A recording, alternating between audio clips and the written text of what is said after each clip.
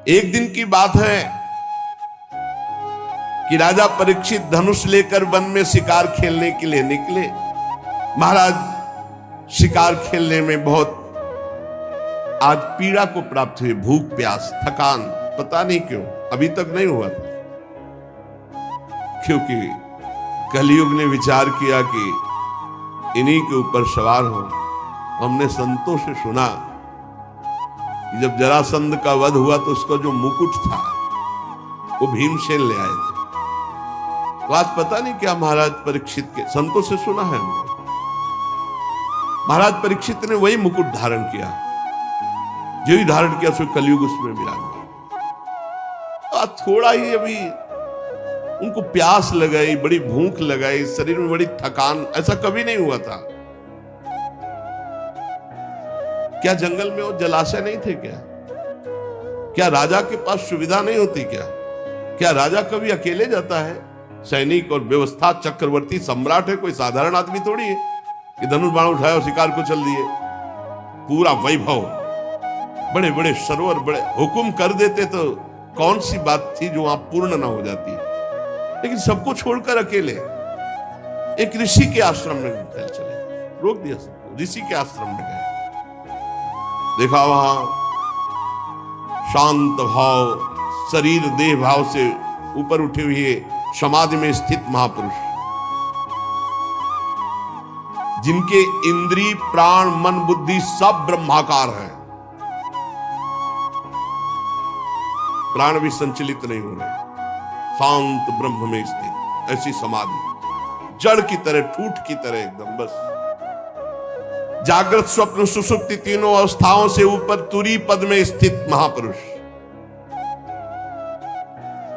जटाएं बिखरी हुई है, कृष्ण मृग चर्म नीचे धारण किए।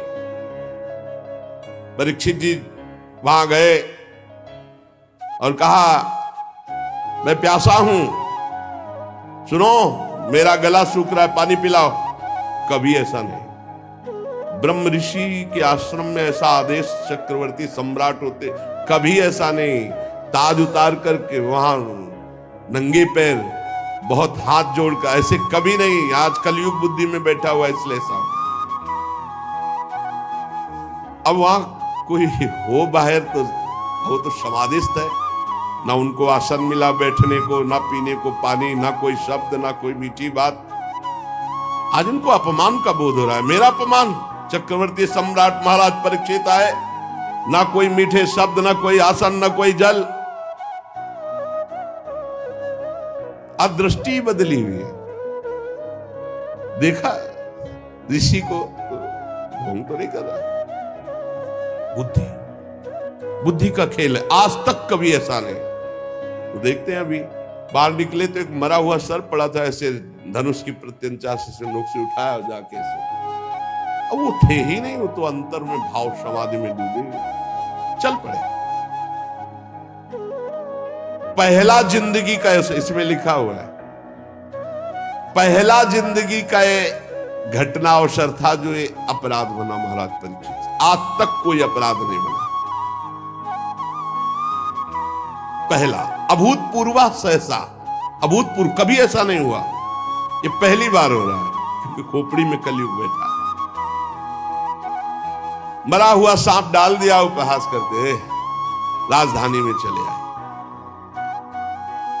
मन में सोचते आए महात्मा जो है मुझे देख करके आंख बंद कर लिया होगा कि क्या राजाओं से बात करें, हमारा राजाओं से क्या प्रयोजन है, झूठ मूठ समाधि का ढोंग कर रहा है। इतना सोच जाना, नहीं नहीं नहीं।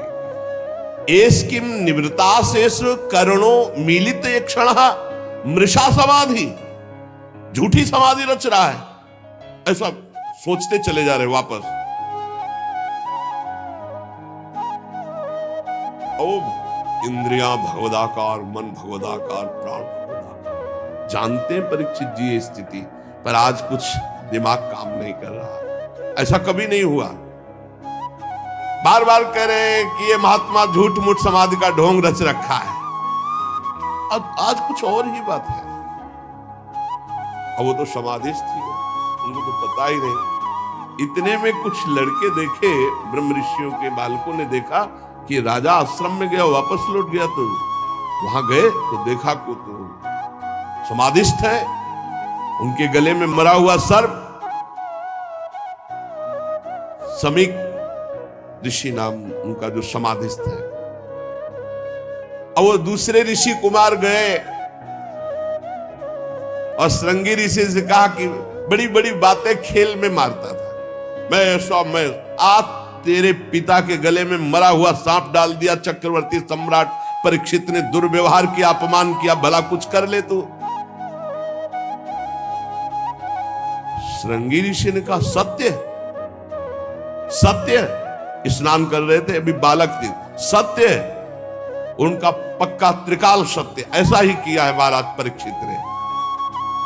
तब उन्होंने कहा, हो अधर्मा पालानाम पीमनाम बलिभुजामिव स्वामिन्यघम यद दासानाम द्वारपानाम सुनामिव। ये चक्रवर्ती सम्राट कहलाने वाला ये उच्छिष्ट भोजी कौआ इतना संड मुसंड हो गया कि हम ब्रह्म ऋषियों की मर्यादा को भंग कर रहा है। ये हमारा दास होकर दरवाजे पर रहना चाहिए, घर में जाकर स्वामी का अपमान करने का अधिकार इसको किसने दिया?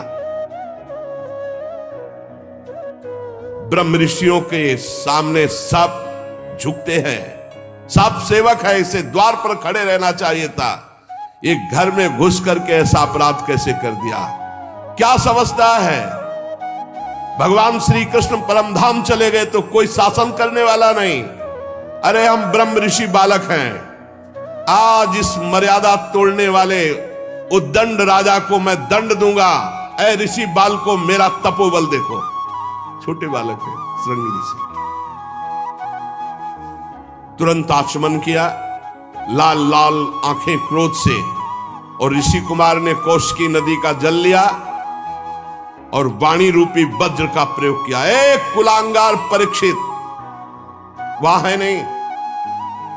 मेरे पिता कभी अपमान के योग्य नहीं। समीक ऋषि जो समाधि अवस्था को प्राप्त है, तूने उनका अपमान किया और समझता है कि तुझे कोई दंड नहीं दे सकता। तो सुन, मैं सत्य तुझे दंड दे रहा हूं वाणी का। आज के 7वें दिन भयानक विषधर सर्प जो तक्षक है वो आएगा और तुझे डसेगा और तेरी मृत्यु होगी। कोई तुझे नहीं बचा पाएगा इस शाप में। दंक्षत इस्म कुलांगारम। आज के 7वें दिन तक्षक सर्प तुझे डसेगा, कोई नहीं बचा सकता।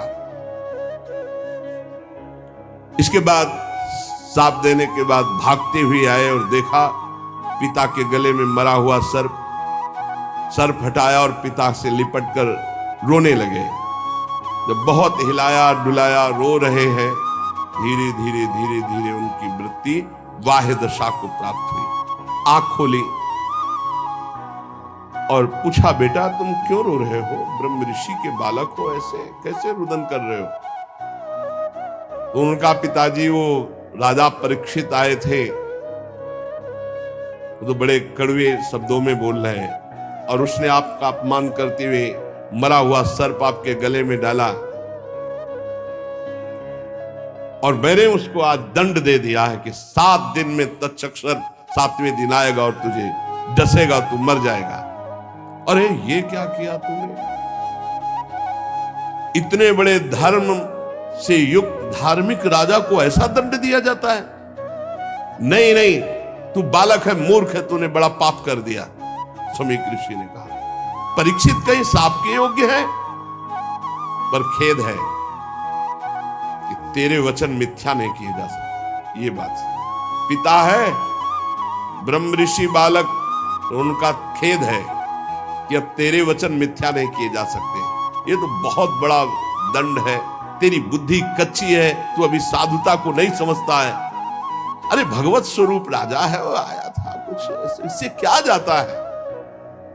भाई चाहिए तो ये था हम खड़े होकर अर्घ देते, उनको जल पिलाते, पर हम थे नहीं, समाधि थे। अरे राजा ना हो तो हम भजन नहीं कर सकते। अराजक तत्व बढ़ जाएंगे और वो हमारे भजन में विक्षेप पहुंचाएंगे। बड़ा तूने गलत किया। परीक्षित बड़े यशस्वी और धर्म धुरंधर है,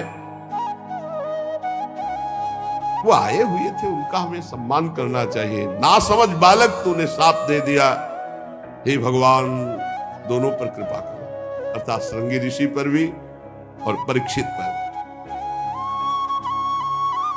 अब उधर परीक्षित जी महाराज जे भी जाकर के मुकुट उतार कर, ये क्या, मैं इतने बड़े महात्मा के आश्रम गया, ना प्रणाम ना नमस्कार, ऊपर से मरा हुआ सर्प, ये मेरी बुद्धि को क्या हो गया?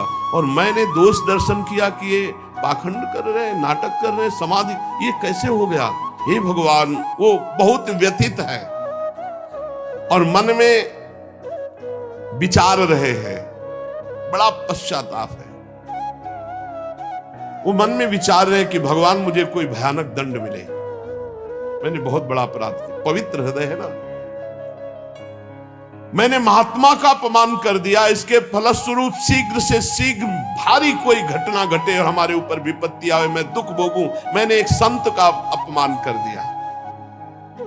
मैं ऐसा चाहता हूं, हे ईश्वर, हे परमात्मा, मेरा प्रायश्चित इस पाप का जरूर हो, कोई न कोई अशुभ बात सुनने को मिले, कोई न कोई दंड मिले, जिससे मैं दोबारा कभी ऐसा दुस्साहस न करूं।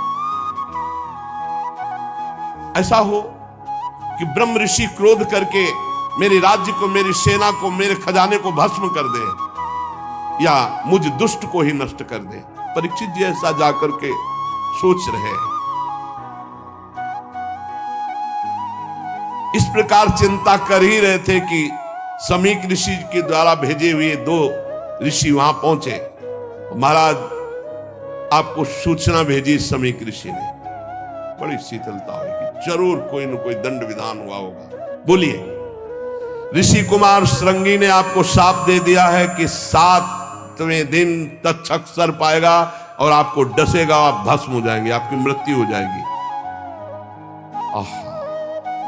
वो मना ही रहे थे, उनका हृदय बड़ा शीतल हुआ और उनका भगवान श्री कृष्ण ने अपनापन निभाया और मुझे दंड दिया। बहुत अच्छा लगा, क्योंकि मेरे द्वारा अपराध हुआ था। मैं मांग रहा था कि मुझे कोई प्रायश्चित करने के लिए अवसर मिले, दंड मिले। अब मुझे 7 दिन भगवान श्री कृष्ण के चरणों में मन लगाकर 7वें दिन शरीर छोड़ना है। महाराज जन्मेजय को राज्याभिषिक्त किया और आज के बाद न जबान में पानी जाएगा, न अन्न जाएगा। संपूर्ण राज्य सुख का त्याग कर गंगा के तट पर बैठ गए।